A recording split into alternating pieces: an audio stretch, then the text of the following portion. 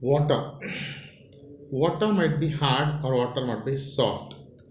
So usually soft water is used for drinking purpose. So what is hard water? So hard water is the water which does not give lather easily with soap. This is what we have learned in our school days, right? So if any question is asked regarding hardness of water for a school child, the answer we get is what is hard water? Water does not give lather easily with soap is called as hard water. So we are all, I mean, all of you have completed a schooling and completed your plus one, plus two. So what is hardness? So hardness is caused due to presence of bicarbonate, carbonate, chloride, sulfate, salts of calcium and magnesium. If water contains salts, chloride, bicarbonate, carbonate, or sulfate salts of calcium and magnesium, it causes hardness. So we have two types of hardness. What are those? Temporary hardness and permanent hardness. So temporary hardness is caused due to presence of carbonate and bicarbonate salts of calcium and magnesium, whereas permanent hardness is caused due to chloride and sulfate salts of calcium and magnesium. So temporary hardness is removed by boiling water, whereas permanent hardness cannot be removed by boiling water. It should be subjected to some chemical process. So how can we remove permanent hardness? Permanent hardness can be removed by ion exchange process, by subjecting the water for ion exchange process. So how is that done? What is ion exchange process? How is hardness removed? We'll discuss now. So softening of water. The softening of water is done by exchanging the ions cause a hardness of water with desired ions from ions exchange resin. Here all ions causing hardness are removed by using resins.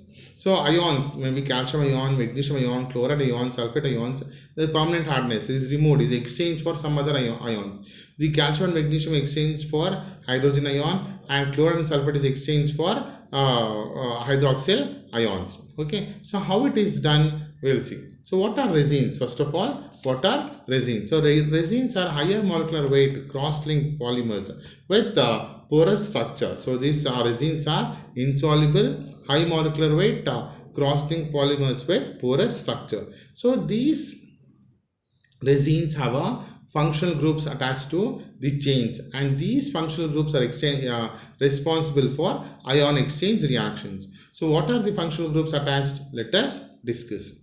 So the resins containing acidic groups which are capable of exchanging H plus ions for cations, that is Ca2 plus and Mg2 plus present in water, are called as cation exchanging resins. So the resins containing acidic groups. What are those acidic groups? If the resins contains thionyl group or carboxylic group. Thionyl is SOOH and carboxylic is COOH. So the resins, if contains the functional groups such as thionyl or carboxylic, so they are capable of exchanging H plus ions for cations. So Ca2 plus and magnesium present in water, and they are called as cation exchange resins and are represented by RH plus. So if the resins contain basic groups, that is OH minus ions, and they are responsible for exchanging anions present in the water, chloride and sulfate, and they are called as anion exchange resins and represented by ROH minus. So cation exchange resin is represented by RH plus and anion exchange resin is represented by ROH minus. So the softening, the ion exchange process or the softening of water is done by ion exchange process. Entire thing is diagrammatically represented as follows.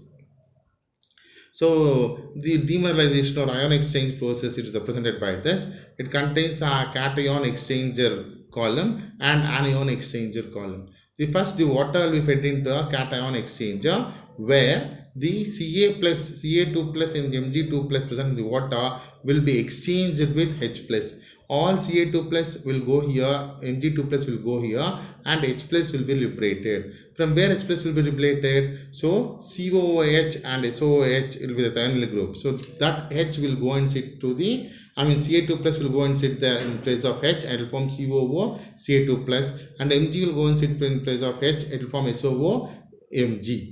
Okay, and H plus will be liberated. But still water contains chloride and sulfate. So same water will be sent into the magnesium I mean anion exchanger column. So where it contains anion exchange resin, it contains the end group contains functional group contains OH minus ion. So here when water comes here, it get exchanged for SO4 2 minus and Cl minus. So when water comes over here, what will happen? The functional group get SO4 2 minus will come and sit in the place of OH minus, Cl minus will come and sit present in place of OH minus, and OH minus will be liberated. So the in final H plus and OH minus will get combined to give you water.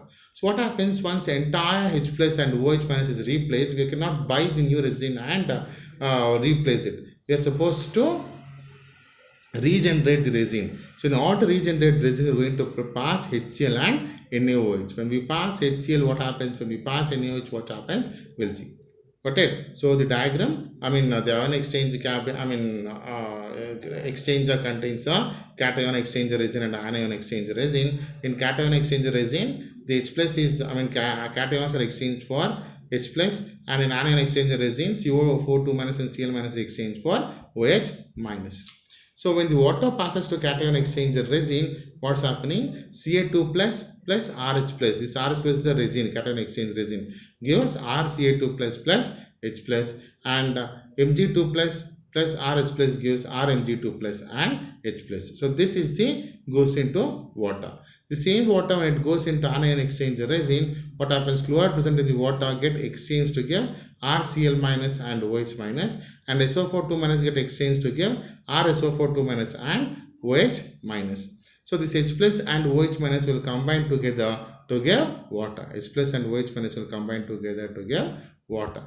Okay, so now you are supposed to regenerate the resin. The cation exchanger resin is regenerated by passing HCl. When we pass HCl, what happens? So the Ca2 plus will get regenerated. So in place of RCa2 plus, you get RH plus and calcium chloride will be precipitated. Anion exchanger resin. So all OH minus present in the anion exchanger resin is replaced with what? Cl minus or SO4 2 minus. So let us consider Cl minus. Add NaOH, what will happen? The Cl minus present there will get precipitated as NaCl. If it is SO4 2 minus, will get precipitated as sodium sulfate, and resin get regenerated with OH minus. Okay, this is how your resin is regenerated, and water is free from your permanent hardness, and water is completely softened. Okay, so temporary hardness is free from temporary hardness you can remove by boiling the water, whereas permanent hardness can be removed by softening the by subjecting the water for ion exchange process. Done. So this water is potable, you can use for drinking purpose. Thank you.